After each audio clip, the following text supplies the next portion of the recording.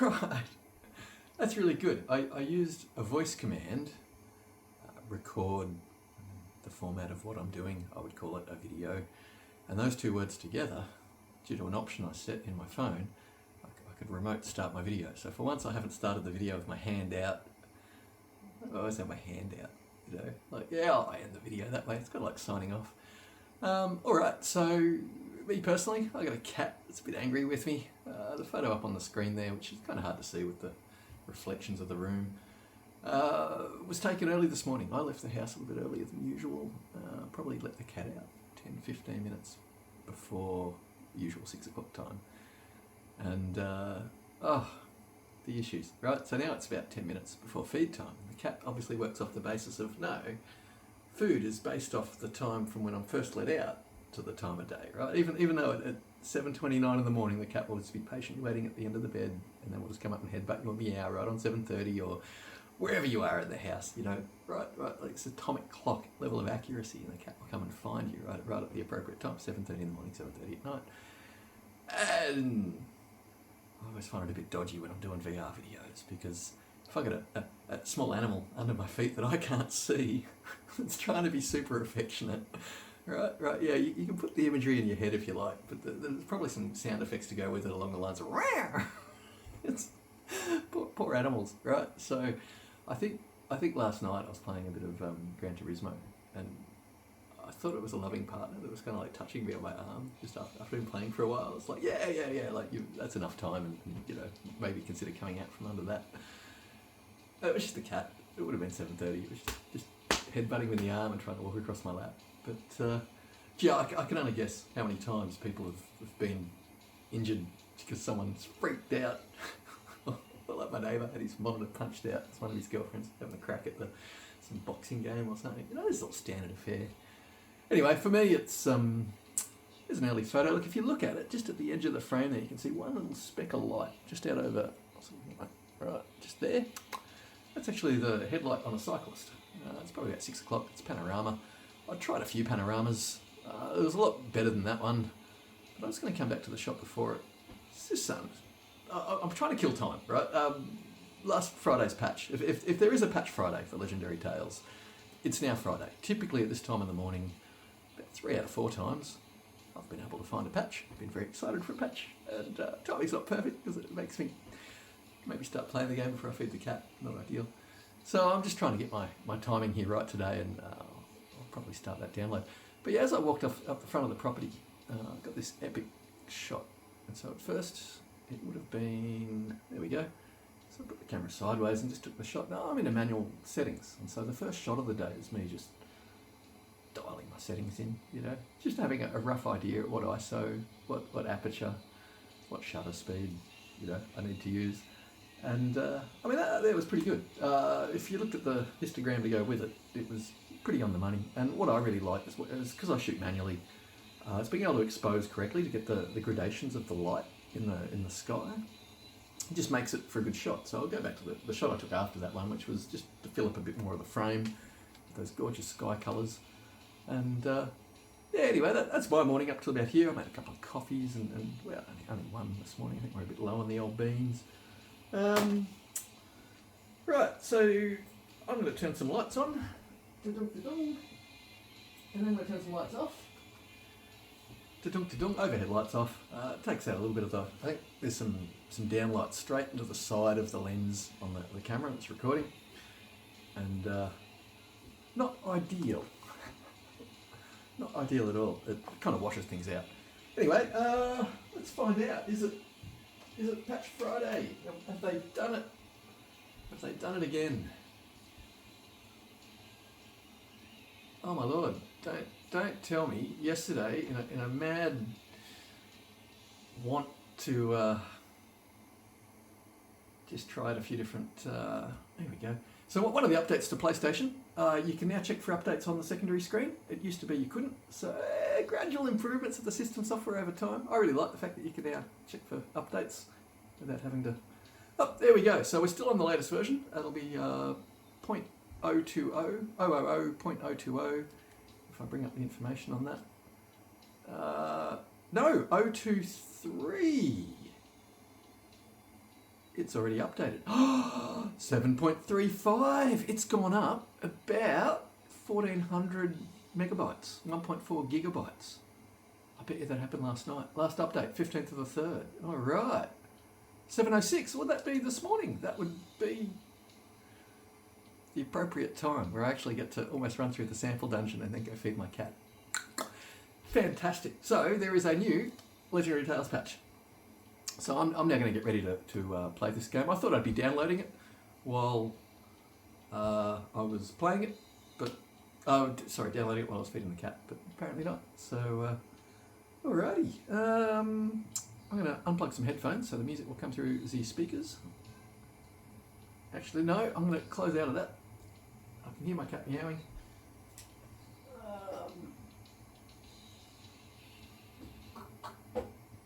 Okay, so...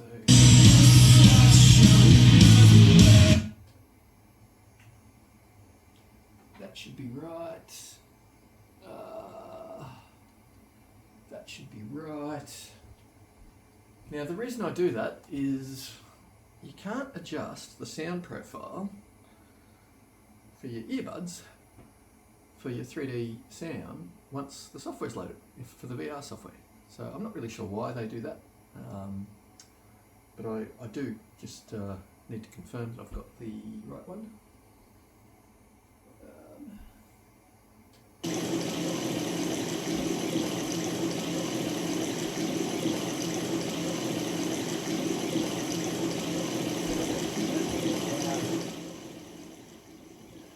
Alright. For whatever reason, I'm not getting mice.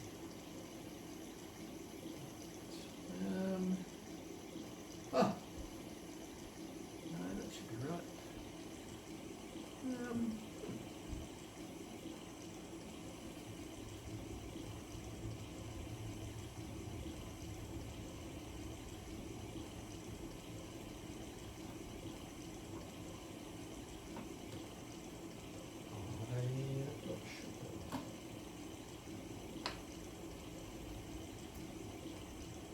Okay, at this point, I should be getting sound through my earbuds. So, one of the things I like to do when I record my videos is have this little bit of a lead-in. Usually it's should be quite short, and it just shows the bugbears with setting up on a console platform when playing software. Majority of people are going to feed a set of earbuds off the headphone socket at the back of their headset. Full stop, right? Nobody really wants to muck around with Bluetooth and get stuff hooked up. Because I'm doing an extra step, I have something to have to sort out. So, not a lot of fun. Not really sure. I did actually have these paired and connected. I've never really had an issue with these not working. Just gonna follow my feed through the line.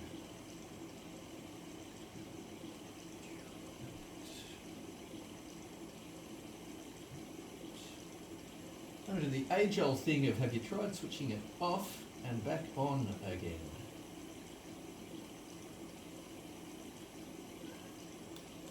Oh, awesome. Okay, well I know what the issue is. The power button's not responding. The device is locked. Okay, now let me just have an opinion on that. Okay, so I've just pulled the power from it, put it straight back in. The thing just fired straight up. It's just gone phone 1 connected. I'm going to guess that I now have sound. But yeah, I'm using a FIO BTA30 and it had locked to the point where the power button wouldn't turn the thing on or off. I've never had that happen before, so I just yanked the power cable. And that's all it was. The standard Bluetooth thing of have you tried switching it off and back on again? And you can say it's not just standard for Bluetooth, but let's face it, Bluetooth is one of the 10 greatest tech fails of all time. It's horribly unthought out. Sorry, later generations of Bluetooth have been well thought out to be consumer fucking pitfalls where you've got to keep buying the new iteration. Consumers love buying new versions of Bluetooth, so you know everything's better with Bluetooth apparently. But very unreliable, very horrible. I mean, you wouldn't want to be working at NASA and having remote control or something halfway across our little solar system.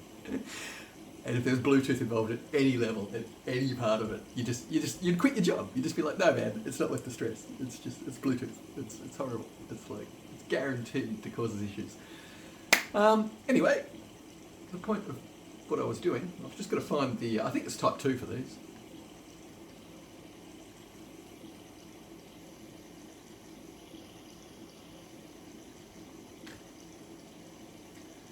what, why don't I set it for the speakers? Right? If I try to set it for where I feel ear height is for these speakers, I might just, based on this room profile, get a little bit right. And that just means if you're listening under headphones, you should get a sense of 3D sound as well. Okay, so I'll eschew the really good quality surround sound through my earbuds so that you at home can have a better experience. I'm willing to do that, right? But only because it's test day of the new patch, right? If I was playing seriously, I couldn't afford to give up so much. Look, first of all, I'm just going to find the right sound level. I was running, usually I run my music for a moment prior to playing, and I was just too eager this morning. I've been up too early, I've had too much coffee, I don't know, you call it. Such that I didn't have all my lights on or off and everything charged and everything ready to go. It's almost like I enjoy these moments. I feel like I'm being social with the community. I don't really have a community, but there's probably 20 or 30 people out there that like watching Legendary Tale clips even when they're working, and someone like me is just, I'm wasting your lunch break bit by bit. My apologies. Look, that seems very soft. Got that down at, it's at 50 dB minus. It's less than 50 dB. But I feel that when I'm doing anything with real volume, it's not going to be like that.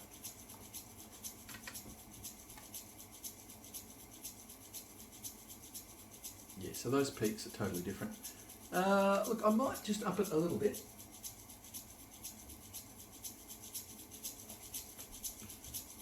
Okay, so that's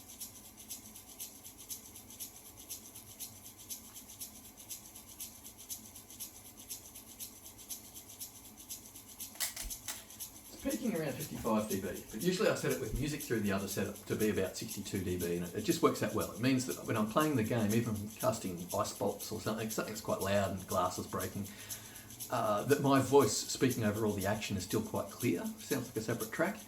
If I get the mixing level at difference by about 3 dB, I'm just a part of the soundtrack, and if I'm talking over loud bits, unless you've got headphones on, it can be a little bit hard to pick out. Anyway, this is a super mega long lead-in. There we go, 12 minutes. 12 minutes! It's probably the longest lead-in I've ever done where we cover nothing. But I'm going to stand back roughly where I should. See, that is so much more ear height.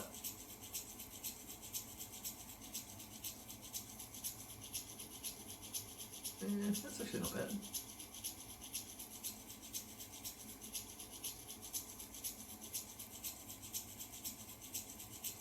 Top one's a bit better for these speakers, I think.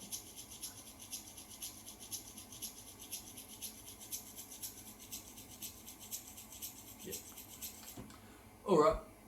Yeah, top one, top three, both very much for me in that same ballpark. Just and the other ones weren't so bad. You could hear that the sound of you're meant to aim for a sound around about your ear height, and I was finding that with the various profiles they would just jump just a little bit in height.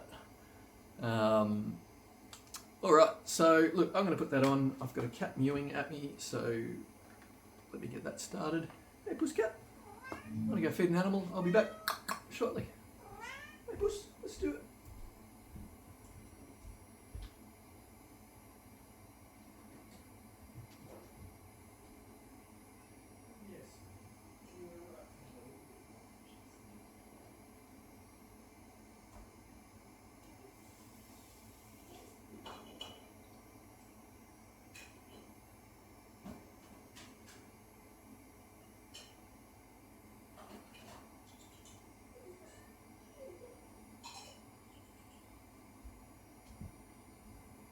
Oh, brilliant. I had everything just about ready to roll. So, look, it's like we're ready to do this.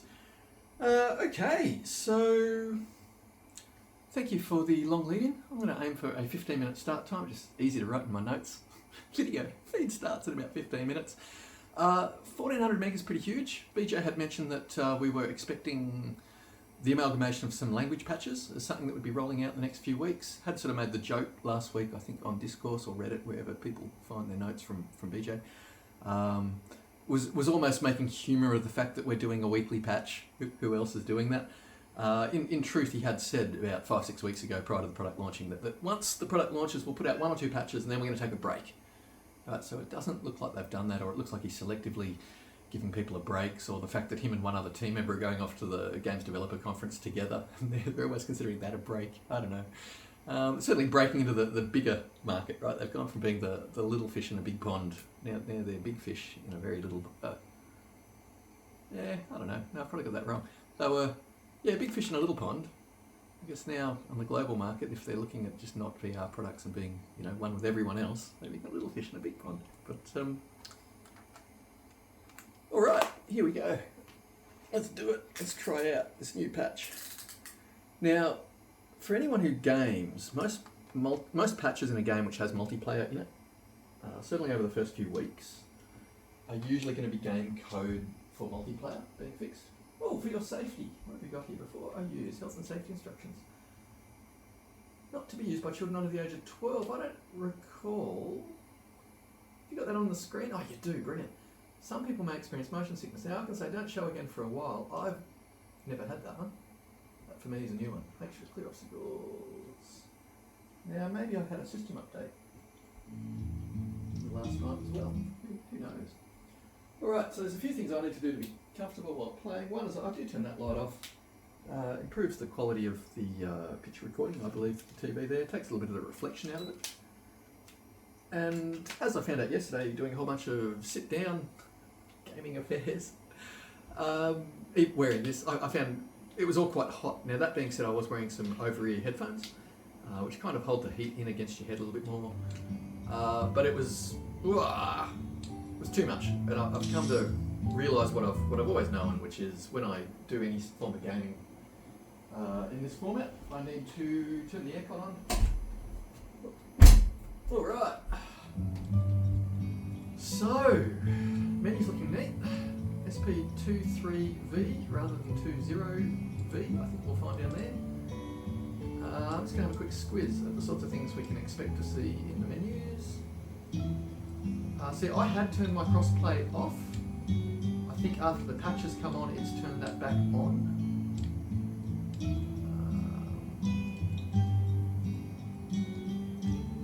So that play posture was something that was added, I think, on the might have been the third patch.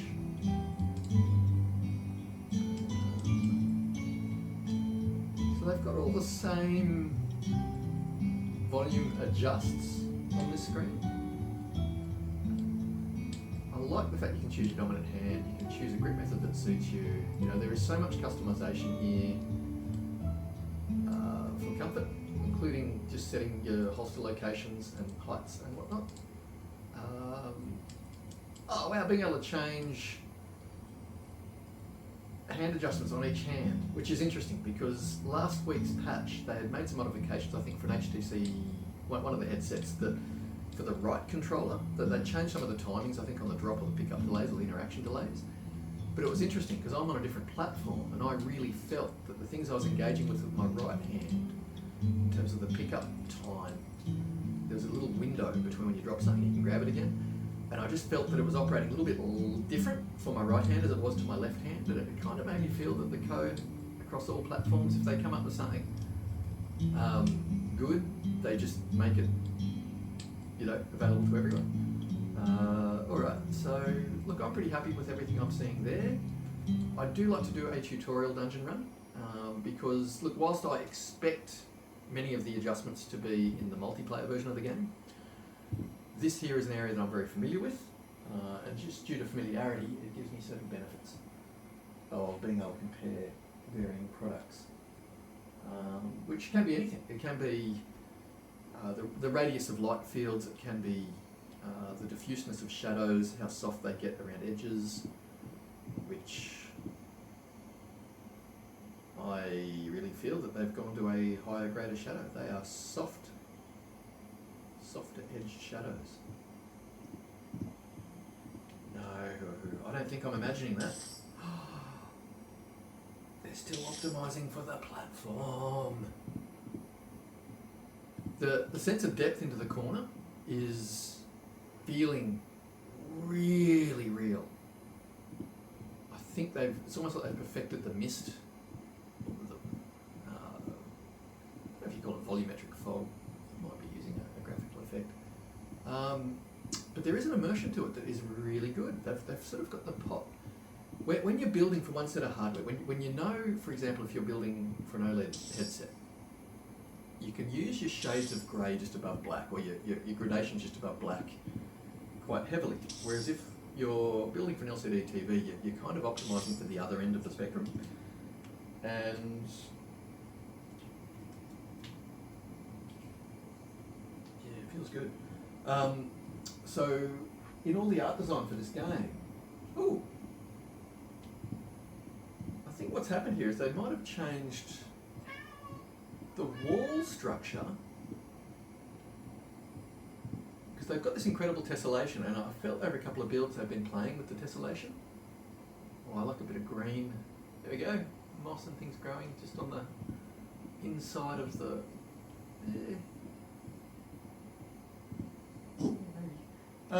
The tessellation's good, but I'm not sure if they've changed a little bit of the cave structure to simplify the number of verses and things that are going on the screen. It's subtle stuff, and it's not stuff a gamer would ever care to notice. But they have been doing some incredible optimisations from patch to patch to patch, and they don't seem to list them on the internet in terms of the fixes. Now, one of the things users at home don't get is the 3D scopic, and yeah, I feel that they've... I keep using the word tessellation in every other patch review I've been doing, but the contact points are spot on. It just vibrates a little bit, but it doesn't feel like it's a vibration, so you actually feel that you're making contact. Yeah, I really feel they've gone over with the checking the boxes, the contact zones of all the items. And, like, it just feels that they've just put more refinement in. It just looks tighter in terms of the zones. Yeah, they've probably gone over a lot of things with a fine-tooth comb. And it might just be that some of the team's off, and the team that's remaining are just like, well, what can we do? And then just going over things that they're familiar with or good at. Oh, I think we've lost a little puff of smoke again. I might just be able to hit them hard enough. I really wish that the menus had an option to clear... Ooh. Okay, often when I've come to that sword, I've seen a lot of aliasing, and it might just be when it's in shiny state. The timber textures are really nice. It looked like a different sword in the hilt there. You can actually see some writing in runes on the blade. I should have taken a crack at that or taken a photo of it. I'm pretty good at my runes.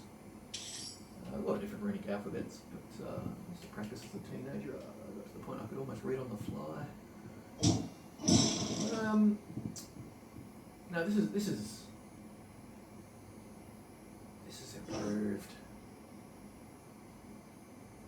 Oh. A lot of people complain about the PlayStation headsets pancake lenses. They sort of go on to say that better quality sets are better, and usually the thing they're trying to describe is the fact that they've improved the breakpoints and they've played with the physics. I think that text there might have changed. Look at that barrel break over there, and then that point came off. That's my shield hitting it side on. Still can't get the sound effect of clinging. Maybe harder. Maybe that was... No, it's the hand part. Okay. Yeah, it's like they've changed the weight of the legs versus the top. So this is the patch that feels like someone on the team has been confident there's no major breaks to waste all their time, to spend all their time trying to fix, and that with a loving fine-tooth comb, they've gone over their product to make it a lot closer to the vision that they wanted it to be. Anyway, what I was saying about the pancake lenses on these things is that it is true that if I choose to look around the screen, the thing we call, foveated rendering covers that. If I look up to the corners, I get more of a blur or a distortion than other types of lenses. And it sort of means that instead of just using your eyes to look up to a corner or an edge, you just turn your whole head, right? And that is fatiguing. For regular gaming, there's a reason why all the pro gamers game on less than 27 inches, or a screen size that's small enough that you can look around the screen without physically having to use your neck. Just use your eyes. That's why a lot of pro gamers are on 23-inch type screens, because they can just see everything in front of them. if that was the way I was playing my game and I needed that level of, whatever, I'd be into it. But these guys have built a game from the ground up, fully well knowing that it's OLED, fully well knowing the brightnesses, capables, like what snow will do when people come in an area like this, what the darkness looks like. And all of their art assets are designed around keeping the pop right in the right spot of the screen. Oh, his hand bones are looking a little animated there. That's awesome. Because of their art stylings everywhere in this game, the way things pop in the far distance, middle distance, close distance, right? These are masters of...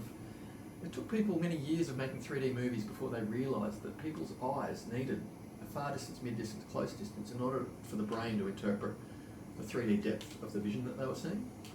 And everything in this art team is almost operating from that point of knowledge that they're almost like experienced with making stereoscopic products. And so I thoroughly enjoy that. But with regards to, say, the quality of the headset, a bit like rollerblades, I find that after 15 minutes of play, you just tighten them, the extra 2 notches on your little grip tightener, and then you're back to fine. You know, you put your rollerblades on in the morning, you get a bit loose around the ankles after a while. Anyone who's into ice skating would know the parallel. And then you sit down again and you just tighten the little adjust, 2 more clicks, and then you're back to nice firm rigid extension of your legs and you skate like crazy. I find it's the same with these helmets. Funny that, I was expecting my sword to make a tapping sound, so I couldn't do it against my helmet. The same with these helmets in that, sorry, I should be benchmarking this stuff. It's just the way the light falls on the facets of their bones and all that, which is fantastic. But anyway, it's a very, very clever team. So I've got snow just coming in over my head, and it stops in the air somewhere up here. And that sense of being in the cave mouth, okay, now I can see it coming a little bit further. And the amount of games I've played, okay, so I can see some snow there clipping over that rock up there. But I mean, anyone that's played Skyrim and installed some advanced snow mods for occluding snow properly, you know, that snow doesn't form under ledges. You know, you don't want an embankment in Whiterun under a roof ledge. And yeah, these developers from the get-go seem to have had that right. They've built a world that always feels very lived in. And they've had a lot of these things like the way the wind just comes around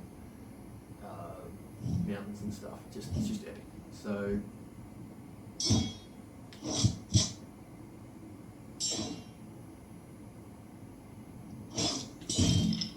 off with his arm.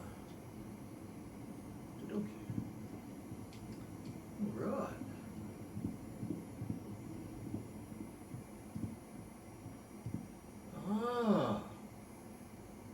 Oh, that's nice. Feels like the story's evolving. I don't know if I'm seeing new graphics in this zone. A couple of videos, I've used this as an example of saying why this is one of the best role-playing worlds I've ever played in. And it's the fact that you feel quite lived in. Like, some adventurers have clearly set up here, they've bedded down for the night, and then having their perished corpses, you know, like that guy there, yeah, they didn't make it. That person there, they might have gotten out of bed, they might have had a fight. Afterwards, a little bit too much damage, they sat down and they've, over time, they've perished. So yeah, the game world is just epic. Now, I haven't been looking if skeletons have a shadow rendering on the ground underneath them.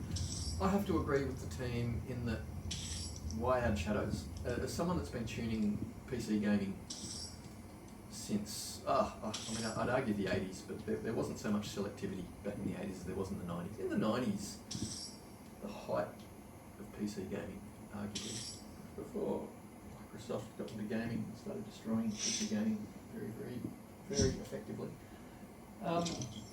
When you went to download games, you could do things like choose... a bit too close to my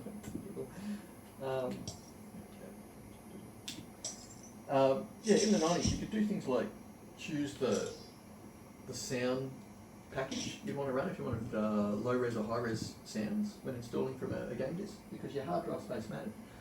Now, the crazy thing is, it was just your hard drive, right? You could reinstall whenever you wanted. Now that we do everything over the internet and that we're all on solid-state drives and our storage space is so precious and these games are huge, not having the option, there's a couple of games that allow you to download single-player or multiplayer separately, but not having the option of choosing do I want to download high-res soundtracks? Do I want to download this? Do I want to download that? Because quite often 70% of your install can all be audio. And not giving the users options is very telling of of where the industry makes their money. Like in the console space, they Microsoft, one of the only things they've turned profit on is selling external storage. They sell the worst, cheapest solid state drive. They're basically done with no smart controller chips in them, right? They're selling us literally the world's cheapest solid state drive at a premium price point. Right? It's the only product they've really been making money on in the last few years. It's their peripherals. This is my understanding based on the news I've read. So, the fact that these companies seem to get in bed with software providers that do huge installs. The amount of times, if you think of your electronic art games that are over 100 gig in size, the amount of times those games have been your free product of the month, right? If you're telling me this is a collusion of an industry to make money, it freaking is, right? Electronic arts don't value their products. I'd also argue that Ubisoft don't value their products. These are the sorts of companies that within 6 months of a new game coming out will sell it for a fraction of the price. Now, you as a consumer can say that's a win, right? You might really truly feel, but it's cheap. But it also means that a sustainable market, which is what we need. We need companies like Nintendo who still sell their primary IPs at full price, right? They never have to drop the price on them. So whilst I don't think the leaders of the market, which is your Microsoft, your EAs, your Ubisofts, I think they're all paint-by-number companies that are doing very, very bad for the market that they're in.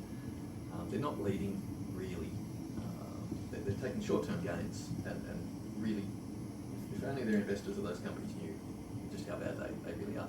But the point of my story was going to talk about why do we refine games a certain way. As someone that's been tweaking for many years, back in the day when we had tube monitors and they could run at any resolution and there wasn't gradated pixeling or an aliasing, I'm trying to think of an equivalent when you upsample 44 kilohertz to 48 kilohertz, you get a misstepping, which actually makes the sound worse. I like even multiples of audio sampling. When you get uneven multiples, the upsample chips can't smoothly generate an equivalent of what you've been listening to. There's little peaks and things don't quite just jump smoothly. And when you're tweaking for games, back in the day, you could just change the resolution. The tube monitors, the analog monitors of the day, didn't have a set resolution. So whatever you changed to would look really, really, really good. And therefore, one of the first things you would do when tweaking a game is find the appropriate resolution where you could crank all your settings up to quite a comfortable, things that look good.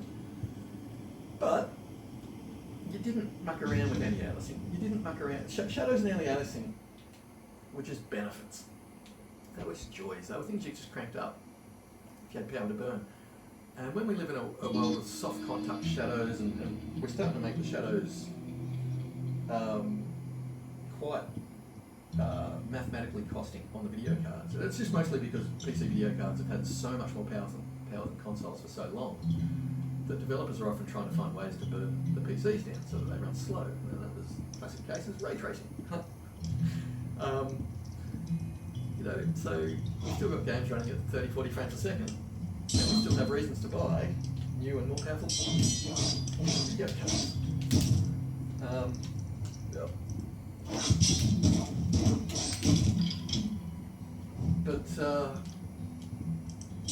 So having soft shadows on the ground underneath the skeleton is just ridiculous amount of power to burn when you're trying to render two screens at higher than 90 frames a second off a console hardware. Something which is often known as having a mediocre powered video card, but Sony customised it very, very well with input from Epic on a few things, and they managed to make a system built from the ground up to do 3D games. So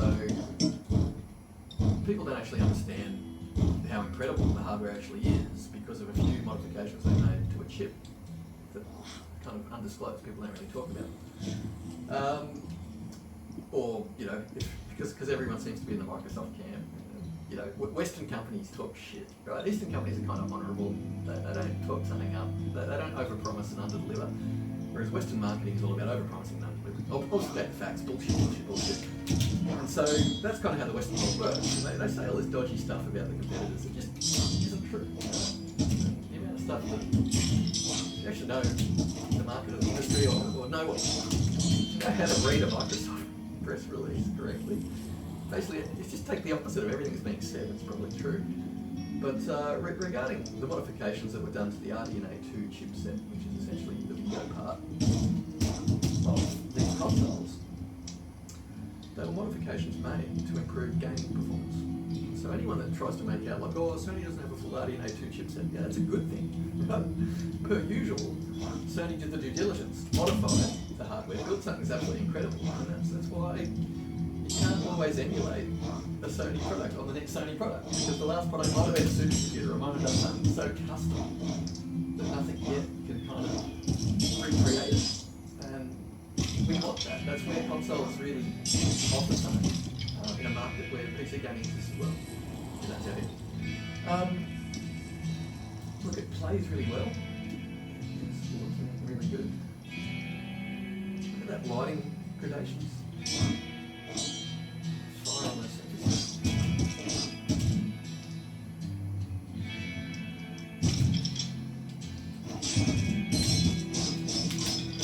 There we go. Me going psycho. So anyone looking for my health bar, it's on the back of my glove. Looking pretty good. The final part of this tutorial is the big skeleton.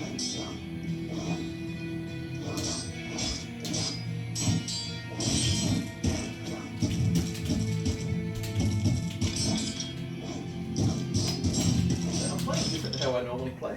On purpose. Just trying to see what I can get away with. Right, yours. I'd like to get a little bit on him before he's done.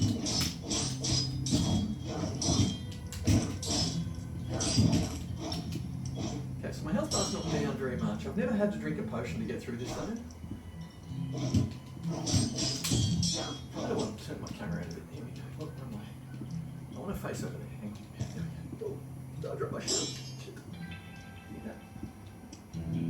It's part of hybrid grip, and if I'm a little bit loose, I guess on my holding, it's possible to drop. Usually using hybrid grip, I don't. You actually relax into hybrid grip. So when you're first using it, it's fine for what you're doing, and then your fingers kind of let go of the button and it's fine. It knows that you're trying. Your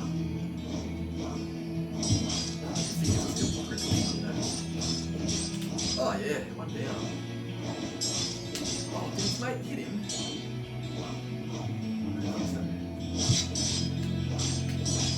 I'm a big fan when enemies can hit each other. The original Doom, in the early 90s on PC, that's a code where if one of the zombie dudes with shotguns shot each other, they might break off engagement with the player and start attacking each other. And it was just epic. Like, it's stuff like that that made you go, ah, oh, it felt like a much more immersive world. Oh.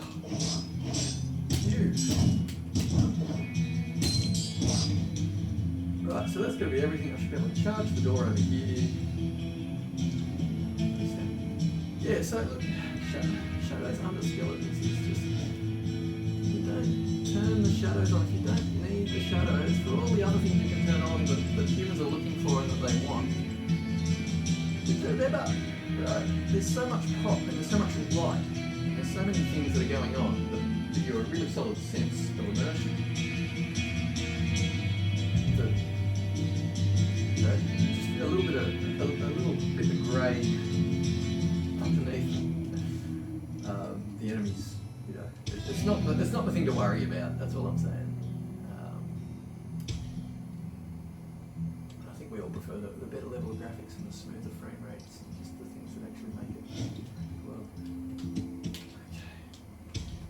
So, okay, maybe that's what I need to do.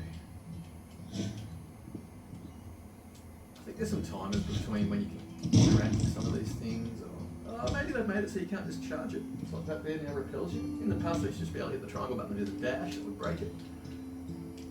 That might not be happening anymore. Anyway, he's going to ask me to cast a portal. Let's do it, dude.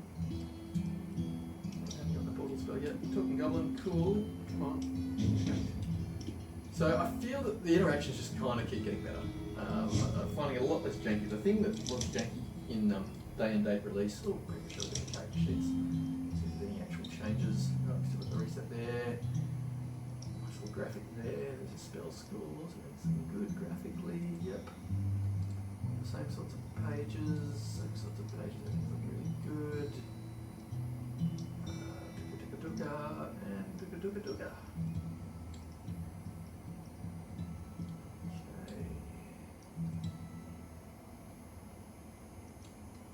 Alright, so one of the things that needed working in the game was the hosting or finding of games. So I've got a feeling that that's probably an area where there'll be an improvement. I'm always looking, there's a little blue clipping line at the bottom of these. Dare I say, it doesn't have as much dot crawl noise in it as it previously has. Some angles. It's not as obvious. Sometimes. Maybe. Still feel it looks improved, but I mean, you can see I'm overly positive for these guys. I'm absolutely impressed by what I see. So I'm just going to go continue. I'm going to go continue. I'm going to go multipass. I won't join someone else's game. I'll give people the freedom to just join mine, I suppose. All right. Yeah. So there's some pixels up on the top of what felt like would have been 5 meters in front of the screen. It felt like there was a definite edge or a box in the world I was living in. Okay, so this is good. This is where I like to be because this is where I'm fairly familiar with the things I'm looking for from update to update. Okay, so there's still that log clip there. Ooh, there was a bit of jank there in the distance. That does look nice. Little embers and things happening here above. Nice hot fire. Alright. So I just want to see the render distance of the stuff on the wall there. Should be popping in about now, yeah. Okay, so they haven't changed that distance at all. You see the weapons appear on the wagon there. It actually shows you pretty accurately down to the meter what the travel distance is, but it renders instanced objects, I guess we could say. But they do look good, and they don't look as bad as they were. There was a weird resolution on them that they were kind of A-listing. They were alternating between... there is a lack of stability. They flicker a little bit, but it feels like they've changed the resolution of the rendering. There's ways you can force different pixels to try to render it. I don't know, looks good. But it does. I mean, the world itself looks good. So some of the things you might miss at home is there's a broken tower there, and you can see giant spider webs in it and exposed beams. And it's all got that shade of mist, and it's all just going into the verge of what is towards black. And therefore the sense of depth in the screen and all these little things. And part of it's the size and the area that your eyes have to resolve set graphics. It's all huge. The field of view on the VR2 is actually taller than many headsets out there, and a lot of people don't appreciate the immersive benefit that it really brings you when you start to feel that your whole field of view is covered. Getting back though to what I said earlier, which is regarding the pancake lenses, you don't really want to be looking all around the screen because you get blurry, right? You get chromatic aberration, the blues and the reds not being aligned with arguably the light in the middle, the green or white light that should technically be where all the light pixel, the photons are all to the back. Yeah, this is the colour we're meant to be. The blues off to the side a little bit, and the reds off to the side a little bit, it all gets a bit blurry. In fact, a lot of emulators for older video games like to emulate the cathode ray tube monitors on the LCDs by adding, these visual errors. But look at that push. It feels good. I'm gonna say, I don't know if it's a new texture.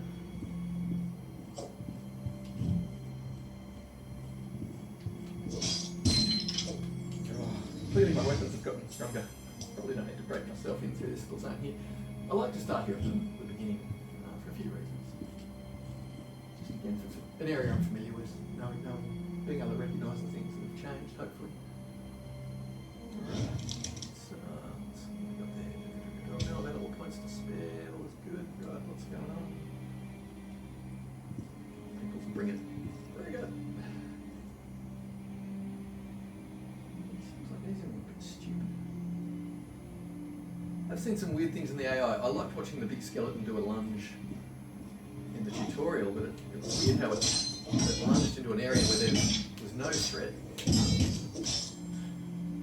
Oh, I don't know if they've been playing with the weight of all the objects in the game, but you know, even if you change nothing else in the physics that's running, but get the factors right on the things we've been playing with for a long time, the subtle differences are, I don't know, it feels like when I'm saying things break, get better.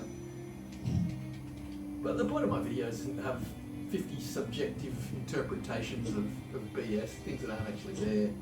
I am looking for genuine things, like when I refer to the fonts on these being good, obviously it's a texture, you know, it's not a font per se. More what I'm referring to is the aliasing I might see as we hit certain distances, because it gets a lot blurrier. Yeah, it does sharpen up, but in a way that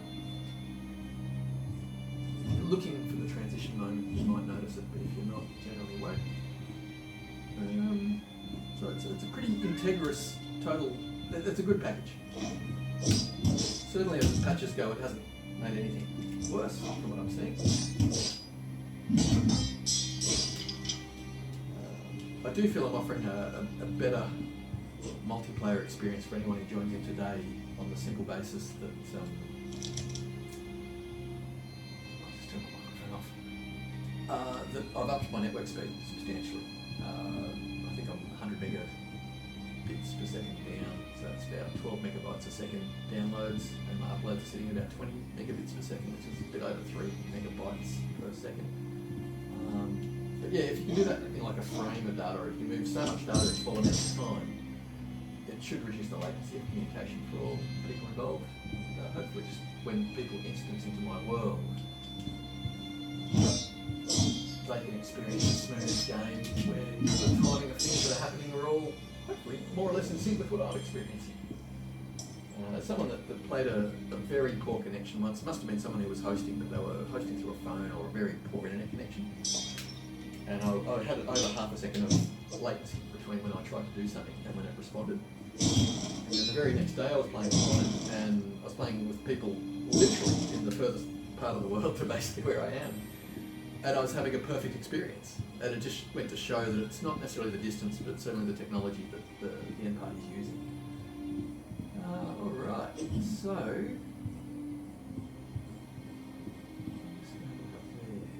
again, I like running through these areas I'm a little bit familiar with. Possibly looking for texture improvements all around the place, which I personally feel I'm seeing quite often. But it might just be, as I said, that someone with a fine-tooth comb has gone over and just clipped all the appropriate edges. Okay, my cat is being naughty. I need a pause button, and I've just realised I don't think I have one. Okay, I'm just going to back off. Hopefully they won't follow me too much. What's going on, cat? Where are you? Oh, sweetie. Do you want to be let out? Do you want out? You want out? Okay, well, soon. Can I let you out shortly? Shortly? Yeah, I know you know that word. Shortly, I'll let you out. Okay, you have to wait just a moment. Thank you. And that's me, not dying, but being caught up on it. 1, 2, ah! It is nice having weapons that do a bit more damage. I usually go toe-to-toe with these things on 4 or 5. You know, volleys back and forward, looking for the opening. It does, as a game, have that sense of incremental updates and that sense of reward as your character gets more powerful. You come back and redo earlier areas. Okay, so one of the things, what I'm going to do to check the hybrid grip is I'm just going to drop my weapon, pick it up again, so now it should be in loose hybrid grip mode. Oh dear, now I'm going to pick this up. That's the first time in years of playing Nintendo Switch and PlayStation, including VR1, that I have thrown a controller. So those little safety the little ties that we have on the controller that we're meant to slip around our hand, and it's actually one of the innovations, I believe, or it was one of the buy decisions that Sony made, was that you can actually use them single-handed. I've had similar things that you can tighten up. You know, generally a two-handed affair, but the ones that Sony seems to have made are built for just convenience. You Switch ones that are a little bit, not saying they're difficult. I'm sure anyone watching this video, anyone playing with VR is probably capable of tightening a bit of material, tightening a loop. But yes, needless to say, I shouldn't be throwing controllers. And I'm lucky I didn't destroy a TV screen or something. Speaker driver. Alright. Probably scared the cat though. The cat stopped meowing at me. Okay, look, what I might do before anyone joins into my game session and gets disappointed for nothing happening, I might close it down. I do find that usually at the 10-minute mark is when people kind of start to join in, which is pretty impressive because I'm weekday, work day, and you know, the names I'm seeing aren't all stoner names like 420 and blah blah blah this and blah blah blah that and weird rules and whatever, and that's what you get in your Call of Duties. If you log on to Call of Duty at 9:15 in the morning on a weekday, the names of the players that you're up against says a lot. You can do a lot of surveys on society to try to find out if drug and alcohol leads to issues and whatnot, but the basic statistics goes to show if you get a bunch of people playing console games, and I'm not trying to pick you, I was just trying to make an observation that I noticed with this game, it doesn't seem to suffer the same name table as Call of Duty does at the same time of day. Yeah, maybe some subtle differences. It might be a different player base on this game. I wouldn't expect it to be, but I guess you're not. When you play a game like this, you're not competing against other people. You're competing against yourself. You know, you're just trying to be better.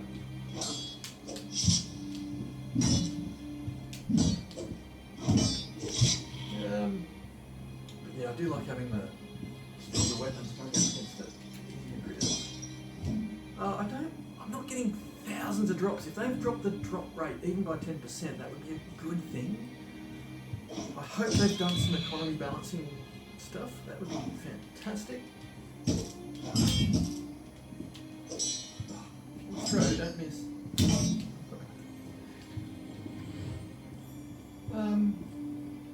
So I can hear my sounds are over there, so just let me turn my in-game. Oh, that's a yellow one. Right after I say the drop rate isn't so good, then I go and get effectively the really good one. Oh, yay. I thought to check that one out. Look, everyone has a different play style. Some people, each time they pick something up, they might swap to it. Most people I see just seem to ignore the base level crystals when playing multiplayer. But yeah, I mean, I like to do my treasure management when I get home, and that's, if anyone ever played tabletop D&D, that's quite often what you did when you got back to base and finally got to giving your treasure, and you might be able to identify your magic items and whatnot. You didn't pick up a sword in the dungeon and go, oh, I'm going to wield this over my trusty old faithful. Well, why would you? Why give up Mr. Reliable? Oh, that's just fun, right? I locked his head off, went through the air, broke a barrel with it at a distance.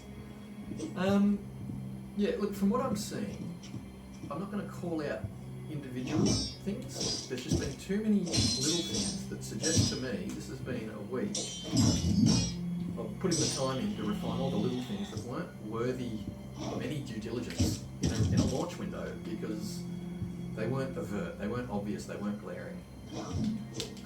But in terms of quality of life improvements, definitely needed. And for the amount of games that you hope they're going to get that pass but never do, I have to go back to quoting BJ at Urbanwolf, who said, you know, who else does weekly patches? Now, it is true, a lot of games, big release games, on launch, if they're very broken, the first 6 to 8 weeks, you might get close to a weekly patch, with it tapering off after week 6, week 7. But to have a product that's as stable and as robust as it is, and then have an active developer who's listening to every gamer they basically can get in contact with via Discord or, you know, on Reddit, all the places where they're quite public. And then if you follow on any week to week what the general thread is of that week, what are the most pressing things for the game to get, and then you look at the things that make the patch notes for the next update, I think people will realise that this isn't a huge company that needs to approve, you know, there's 15 meetings in order to get a feature talked about before the actual workload is handed on to the person who actually writes the software. You can see these people don't just work a 9 to 5 job, right? They are lovingly thinking about the product all the time, and they are constantly striving any little improvement they can make to it. And that's a large part of what justifies the value of the product. So it is definitely worthy of a full price piece of software. If for the sheer number of hours you're going to get out of it, it is. Right? For anyone saying, oh, but there's other more polished AAA games for similar price point that you can get. So yeah, true. But they can sell that piece of software millions of times because it's dumbed down for everyone to like it. It's got the music by the famous band. It's got the voice actors that are all really famous, and people buy it. Right? People want that experience, the full multimedia. You know, the surround sound using the Tempest audio, and you know that's what we call the big budget game. But when you're on a niche platform and playing a niche game genre, that in order for that genre to have sales on traditional platforms, has had to be dumbed down. People don't want the difficult systems for your RPGs. So if you want to sell an RPG and make a lot of money on it, you've got to simplify it. You've got to make it almost like the numbers don't matter, right? It's just, yeah, here's a story game and you can walk from A to B. And any time anyone bucks that trend, puts out something a little bit difficult, there's so few difficult games, certainly the Western companies, that when something comes out that pushes a little bit of difficulty, the vogue in the last 8 years, probably 6 years, towards the concept of a Dark Souls type game. Oh yeah, I love showing my friends how hardcore I am. Right. Yeah, welcome to gaming from the 80s and 90s. Like, when the quick save and the quick load button was in games like Oblivion, the actual challenge in said game can drop off a lot, right? And that's a huge part of it. So, do you trust the people who make your game to make a game that you want to play, right? If you find a company that's making a vision that matches your desires, if your desires aren't market standard, make everything super easy, make you feel super overpowered, arguably don't really provide you any real challenge. Did I whisper under my breath? Arguably don't really provide you any real challenge, right? Those games, there's a lot of them. This game here, I would pick on its currency. I don't think they've got the value of the in-world items correct. I do feel that's a quality of life change that will come in time. Because it doesn't really affect the gameplay. Because it's so addictive, like a game of Diablo or something. You know, you just want to keep playing, keep clicking, like every free moment of every day, I want to play this game. I have not had a game like that for a very long time. Right, so I've lost my shield. Let me just grab a different shield. Alright. That one there looks pretty good. Oh, put on the other arm. Thank you. And what weapon? That looks good. Oh, plus 5 damage, mana recovery after each kill. Done. Put that one cover. Thank you. Ooh.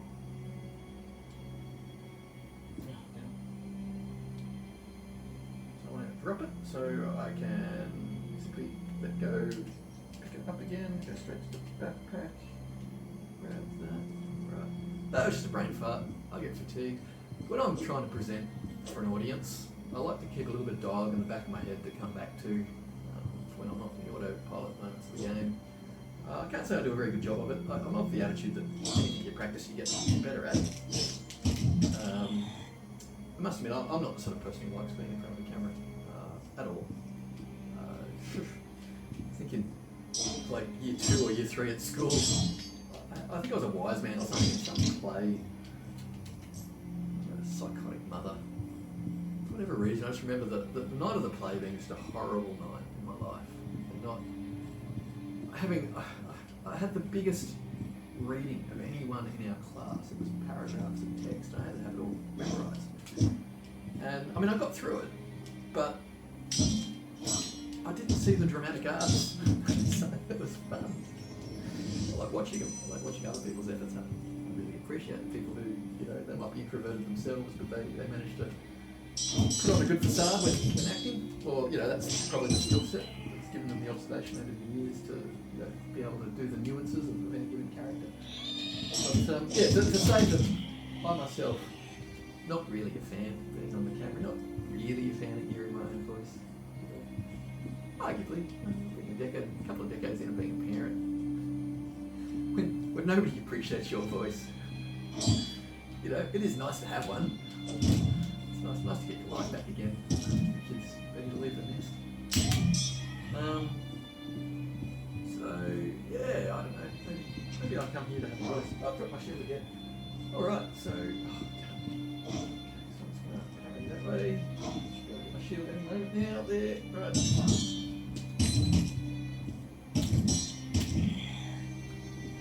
Right, so that arguably is hybrid grip letting me down.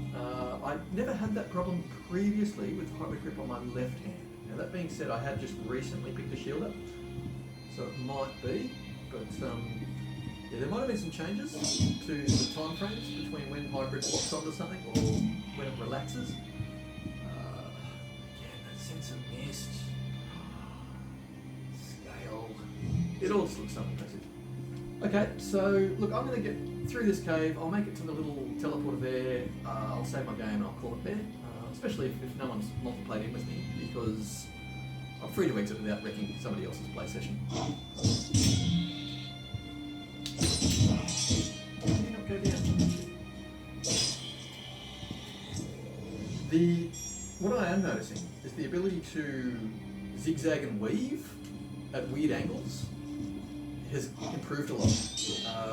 PJ had an issue for a while there about letting people move so quickly in sideways, and it was going to come down to the melee combat and breaking the systems that they built in play. You're going to see a lot of the enemies have an attack animation that, as they come in, they duck, which will make them dodge a fireball. Or there's definitely a paper scissors rock mechanic in the combat system, and they didn't want to give that up by allowing people to be too manoeuvrable at the last minute. We've already got too much of an advantage when you can kind of whale your arms around a bit. And because the system has to react and you always got to make the player feel empowered. So you've got to make all my blows kind of feel like they're landing. And because they prioritise and optimise towards that, it does also allow a little bit of spamming of your hands. Now it is true that the damage drops over time, but even if you only do 1 point of damage going like that, it still works, doesn't it? That being said, if I had to play the game for a few hours and I was going around doing that, like I wouldn't play multiplayer with people doing that, hey? Sorry, I shouldn't laugh at my own jokes, but it's not really a joke. You've got to find your play group. Same with tabletop RPG. People that mirror and have values similar to your own. Just the play setting's enjoyable. Right, so graphics looking good. Okay, so there's a slow crawl in there. The same stuff that didn't have the last couple of patches. Yep, okay. Oh. Right. So go through here, I'll just quickly then check the multiplayerness of who's in.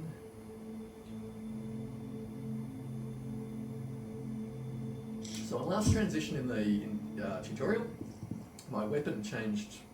It went from being that way to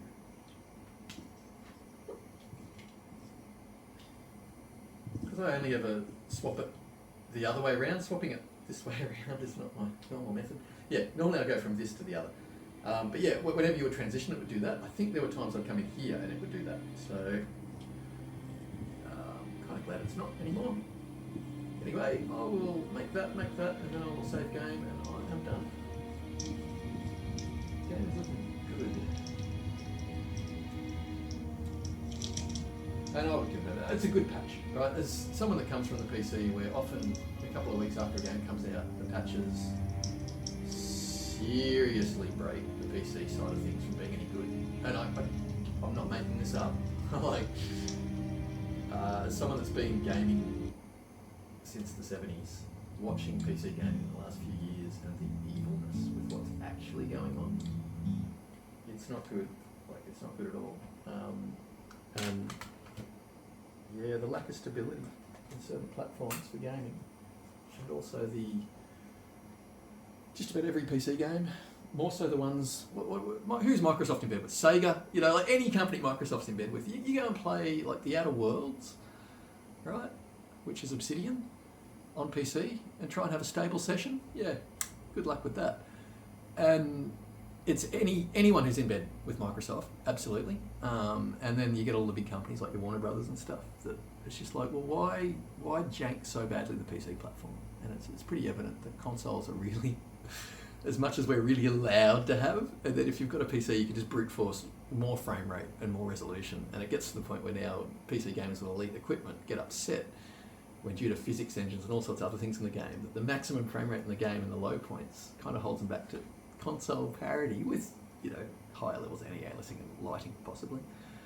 And they get really upset, right? And so as someone that played Hogwarts Legacy on release with everything ultra, maxed, absolutely smooth, loving it, and then to watch each patch come out and just make the experience worse and worse and worse, and the graphics worse and the worse, and the performance worse, and then the shadows broken, and then this and then that, and you just go, done.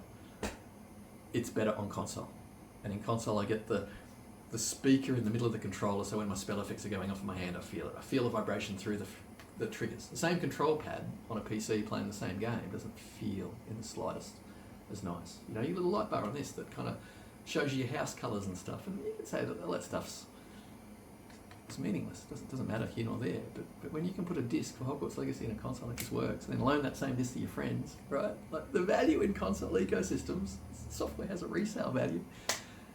Yeah, anyway, we all come from a different perspective. We all have different things we're seeking in our gaming. I personally just want a good, reliable experience. I'm really happy to say that Urbanwolf have put out, this is 5 patches now, 5 solid weeks since release, each week honouring another week's patch, another 1500 meg, this time additive, right? So not just editing the code that was there. So we've probably got audio changes, we've probably got graphical changes. From what I could see, all the changes I was seeing, majority of the changes I was seeing were just tightening up so many little things. So this is a company, they're not just working 40-hour weeks. These guys love to do the due diligence.